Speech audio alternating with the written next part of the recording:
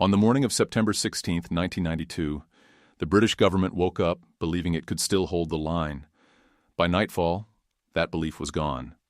The pound sterling had been under pressure for weeks, but that Wednesday, the pressure became a flood. Traders sold relentlessly. The Bank of England fought back, buying pounds with its foreign reserves, burning through billions in hours. At noon, the government raised interest rates from 10 to 12%, a signal meant to scare markets into retreat. It failed. By mid-afternoon, another announcement followed. Rates would rise to 15% the next day. The signal was louder. The effect was weaker. Before markets closed, Britain withdrew from the exchange rate mechanism. The promise to defend the pound was abandoned. The interest rate hike was cancelled. Sterling fell.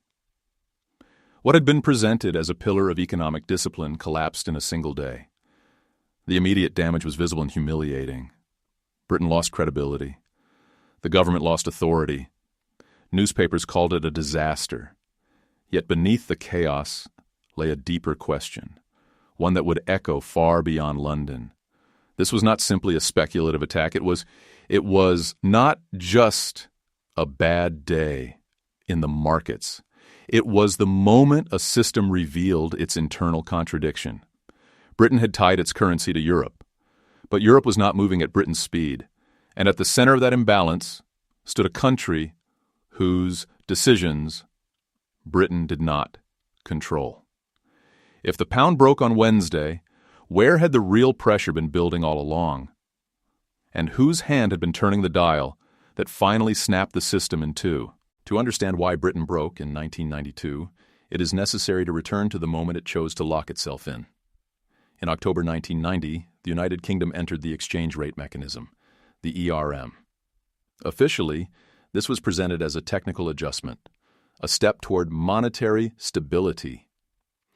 In reality, it was an act of political faith. Britain pegged the pound to a narrow band against European currencies, above all, against the German mark. From that day forward, the value of sterling was no longer guided primarily by domestic conditions, but by an external promise. The pound would not fall. The motivation was rooted in fear. Britain had spent the previous 2 decades haunted by inflation. The 1970s had left scars. Runaway prices, labor unrest, a currency that seemed permanently fragile. By the late 1980s, policymakers believed they had found a shortcut to credibility. If Britain could tie its currency to Germany's, it could borrow Germany's reputation for discipline. Inflation would be crushed not by persuasion, but by constraint. There was also a deeper political impulse. Joining the ERM was a way of anchoring Britain inside Europe. It signaled seriousness, commitment, belonging. Leaving the pound to float freely was seen as weakness. Fixing it was framed as maturity. But this decision carried an unspoken assumption that Britain and Germany were economically aligned enough to share the same monetary rhythm. That assumption was fragile from the start. Britain's economy was driven by housing credit and services, sensitive to interest rates. Germany's was driven by industry and exports, disciplined and cautious. Their cycles were different. Their tolerances were different. Still, the peg was set. The band was declared. And with that, Britain accepted a rule it could not rewrite. The question was no longer whether the pound should move, but whether Britain could endure what was required to stop it from moving. And if it could not, who was really in control of the system it had just entered? If Britain entered the ERM searching for discipline, Germany never joined looking for compromise. In the early 1990s, Germany was living through a transformation unlike anything in post-war Europe. Reunification had stitched together 2 economies that had evolved under entirely different systems. The price was enormous. Infrastructure in the East had to be rebuilt, wages were harmonized upward, public spending surged, and with it came a danger Germans understood better than anyone else: inflation. This fear was not abstract. It was historical memory. Hyperinflation in the 1920s had wiped out savings, broken trust, and helped poison German politics for a generation. From that trauma emerged an institutional reflex. Inflation must be crushed early, decisively, and without apology. That reflex lived inside one institution above all others, the Bundesbank. The Bundesbank was independent, legally and culturally. Its mandate was narrow and unforgiving. Price stability came first. Growth, employment, diplomacy, these were secondary. After reunification, as inflationary pressures rose, the Bundesbank did exactly what it was designed to do. It raised interest rates and kept them high. From Frankfurt's perspective, this was not a political choice. It was a technical necessity. Loosen policy, and inflation could take hold. Tighten policy, and pain would be contained. The fact that these decisions sent shockwaves through Europe was, at best, an unfortunate side effect. But inside the ERM, German interest rates were not just German. They became the gravitational center of the entire system. When Germany tightened, others had to follow or watch their currencies slide toward the edge of their permitted bands. This was not coordination. It was hierarchy disguised as cooperation. Germany did not set out to break Britain. It did not need to. By prioritizing its own stability above all else, it effectively exported its monetary conditions to countries with very different economies. The ERM turned German fear of inflation into a continent-wide constraint. And now the crucial question emerged. If Germany could not lower rates without betraying its own foundations, and Britain could not raise rates without damaging its economy, where exactly was the system supposed to bend? The trap was not hidden. It was mechanical. The exchange rate mechanism worked like a narrow corridor with hard walls. Each currency was allowed to move only within a fixed band against the others. For the pound, that band was defined primarily against the German mark. Drift too far, and intervention was required. Not optional. Mandatory. This is where Germany's interest rates became a lever. In a world of free capital movement, money does not stay loyal. It chases yield and safety. When Germany raised interest rates, it made holding marks more attractive than holding pounds. Capital began to flow toward Frankfurt. The pound weakened. As it slid toward the lower edge of its ERM band, alarms went off in London. Britain then faced a binary choice. It could raise its own interest rates to match Germany's, making pounds more attractive and slowing the outflow. Or it could spend its foreign currency reserves to buy pounds directly, propping up the exchange rate by force. In practice, it did both. Raising interest rates was the cleaner signal. It told markets, we are willing to hurt our own economy to keep this promise. But that signal came at a price. Higher rates meant higher mortgage payments, higher borrowing costs, and deeper recessionary pressure. Every increase tightened the noose at home. Using reserves was faster but finite. Each intervention burned real money. Billions could disappear in hours. And markets knew this. They could do the math. Once reserves ran low, defense would fail. Hovering over all of this was a single intangible variable: credibility. In simple terms, credibility is the belief that a government will endure pain longer than the market expects. The market does not need proof of weakness. It only needs suspicion. The moment traders believe the political and economic cost has become unbearable, they tack. Germany's high interest rates applied constant pressure to the system. Britain's economy absorbed that pressure day after day. Growth slowed, unemployment rose, the cost of defense climbed. What looked stable on paper began to creak in reality. By 1992, the question was no longer whether Britain could defend the pound forever. It was whether it could defend it tomorrow. And once markets began to sense the answer, the corridor stopped being a shelter and became a killing zone. By the time the pound came under full attack, Britain was already cracked from the inside. The early 1990s were not a moment of strength for the British economy. A credit-fueled boom at the end of the 1980s had left behind debt, inflated property prices, and fragile balance sheets. When interest rates rose, the damage was immediate and personal. Mortgage payments jumped. House prices fell. Families who had borrowed at the top found themselves trapped. Consumption slowed. Confidence evaporated. Unemployment began to climb. Businesses dependent on domestic demand struggled. For them, high interest rates were not an abstract policy tool. They were a daily threat to survival.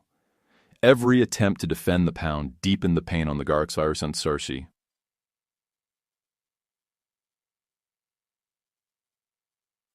Politically, the timing was disastrous. The government's authority was thin.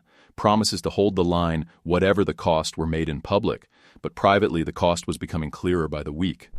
The ERM, once sold as a badge of discipline, was increasingly seen as a source of punishment. This erosion mattered because markets watch politics as closely as economics. A government with room to maneuver can project resolve.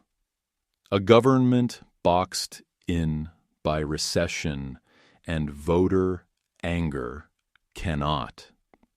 Traders did not need insider information. They only needed to observe the growing mismatch between what Britain was saying and what Britain could realistically endure. There was another problem, quieter but more dangerous. Britain's exchange rate inside the ERM had been set at a level many believed was too high. That meant the pound was expensive relative to economic fundamentals. Exports suffered. Imports surged. The current account deteriorated. Defending an overvalued currency is always harder because it requires fighting not just speculators, but gravity. By mid-1992, Britain was defending the pound on three fronts at once: against capital outflows driven by German interest rates, against a domestic recession intensified by high borrowing costs, and against a political climate losing faith in the project itself. This combination created a simple, brutal calculation for the market. The question was no longer if Britain wanted to stay in the ERM. It was whether Britain could afford to. And once that doubt took hold, the countdown to confrontation had already begun. The confrontation came on September 16, 1992, and it unfolded hour by hour. From the moment markets opened, the pound was under attack. Selling intensified almost immediately. Dealers were no longer testing the edges of the system. They were pushing straight through it like white. The Bank of England stepped in, buying pounds aggressively, using foreign reserves to hold the exchange rate inside its ERM limits. Billions were spent before lunchtime. The pressure did not ease. Shortly before noon, the government escalated. Interest rates were raised from 10% to 12%. The message was blunt. Britain would defend the pound even at severe domestic cost. Markets paused, but only briefly. Selling resumed. The signal had been heard and judged insufficient. By mid-afternoon, the situation turned desperate. A second announcement followed. Interest rates would rise again, this time to 15%. This was meant to be the ultimate deterrent, a demonstration that Britain was willing to endure almost anything to keep its promise. Instead, it revealed the opposite. Traders understood what such a rate implied for an economy already in recession. They also understood it because ihre konservative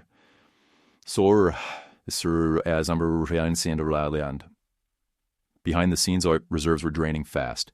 Intervention was no longer a strategy. It was triage. Each purchase of pounds bought minutes, not stability. The arithmetic was merciless. The market was larger than the state in sabotage, and it knew the state's limits. Late in the day, the decision was made. Britain would suspend its participation in the ERM. The pound would be allowed to float. The promised interest rate increase to 15% was canceled before it ever took effect. Within hours, sterling fell sharply. The defense was over. Black Wednesday was not a single mistake. It was the moment when intention collided with constraint. Britain had promised to hold a line. that its economy, its politics, and its reserves could no longer support. The market did not break the system. It simply forced the system to admit what had already become true. But the collapse raised a final, unsettling question. If this defeat looked catastrophic in the moment, why did its aftermath feel, unexpectedly, like relief? In the days after Black Wednesday, the catastrophe everyone had feared failed to arrive. The pound fell, sharply at first, then steadily. Commentators called it humiliation. Politicians spoke of lost credibility. Yet on the ground, something else began to happen. The pressure eased. Almost immediately, Britain was free to lower interest rates. Borrowing costs came down. Mortgage holders felt relief. Businesses gained oxygen. A weaker pound made British exports more competitive. Orders picked up. Manufacturing stabilized. The economy, which had been suffocating under the weight of ERM discipline, began to move again. Recovery was not instant, but direction had changed. This was the first paradox of Black Wednesday. What had been framed as a national failure became an economic release. By escaping the fixed exchange rate, Britain regained control over its own monetary conditions. Policy could once again respond to domestic reality instead of foreign necessity. Out of the wreckage, a new framework emerged. Rather than tying credibility to an external anchor, Britain began to build it internally. Inflation targeting took shape. Over time, the logic hardened. Credibility would come from transparency and consistency, not from submission to another country's priorities. The central bank's role evolved. Independence would follow later, but the philosophical shift began here. Politically, the damage lingered. Trust in government had been shaken.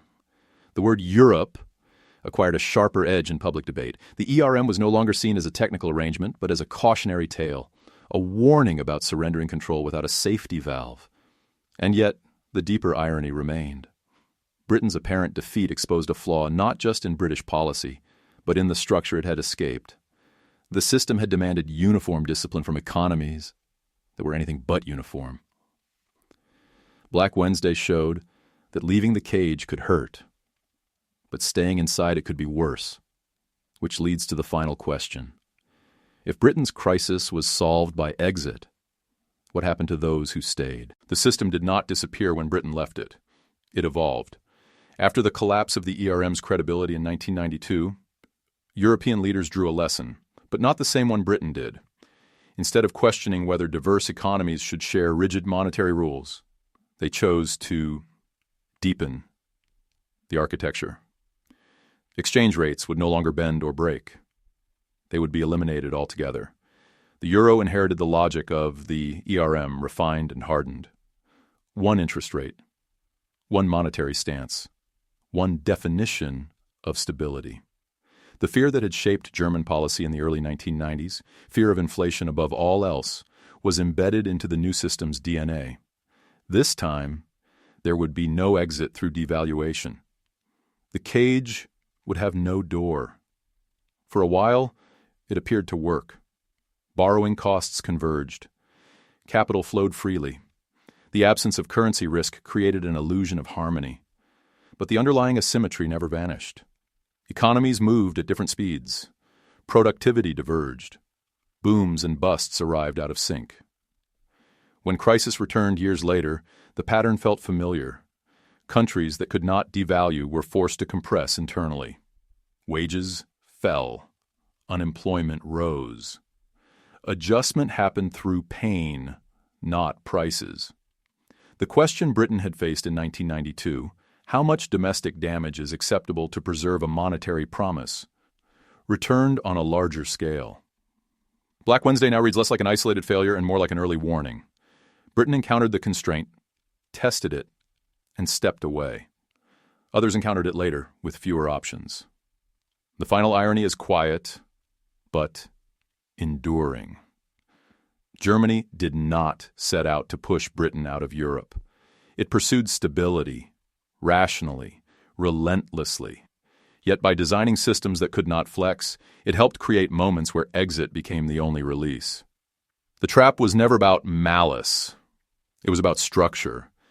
And once a country is locked into a structure that cannot adjust, the real question is no longer who pulls the lever, but how long the walls can hold.